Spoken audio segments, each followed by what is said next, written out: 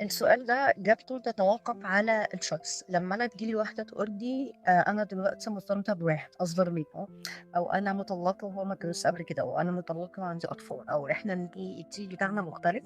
ده بيحتاج واحد يكون راجل ومستقل، مش شخص مستني موافقة أهله، لأن أهله هم اللي هيخلصوا له الشقة أو هم اللي بيصرفوا عليه. لما أنا أبقى مرتبطة بشاب أيا كان سنه، الشاب ده ممكن يبقى عنده 30 40 سنة، هو مش مستقل عن أهله، يعني أهله بيتحكموا فيه كتير وبيأثروا فيه كتير من قراراته، وده مش عادي. بره الناس من أول سنة 18 بينفصلوا عن أهلش.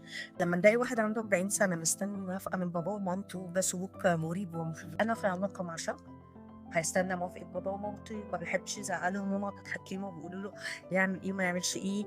ولا انا في علاقة مع راجل، والراجل هو مسؤول عن قراراته الحياتية، عن البيزنس بتاعه، عن شغله، عن سكن فين، يفضل يكون مستقل اوريدي. ان معظم اللي قاموا في الخطوة دي هم اشخاص كانوا من كتير عايشين لوحدهم، غير الشخص اللي لسه عايش مع باباه ومامته وبيحتاج موافقتي. فهو لازم يكون شخص مستقل. لو هو حبيبتي راجل وشخص مستقل وعنده قراراته، العلاقة دي هتنجح. لكن تربطي نفسك بشخص بيجي بعد ما تتعلقي بيه فجأة يقولك أصل ماما مش راضية أو أصل بابا مش راضي، ده مش راجل، ده شاب لسه قدامه كتير على إنه ما يوصل استقلالية. وانت هنا هتكوني اتعلقتي مشاعريا بيه، وده هيأذيكي جدا لما ما يعرفش يكمل في العلاقة.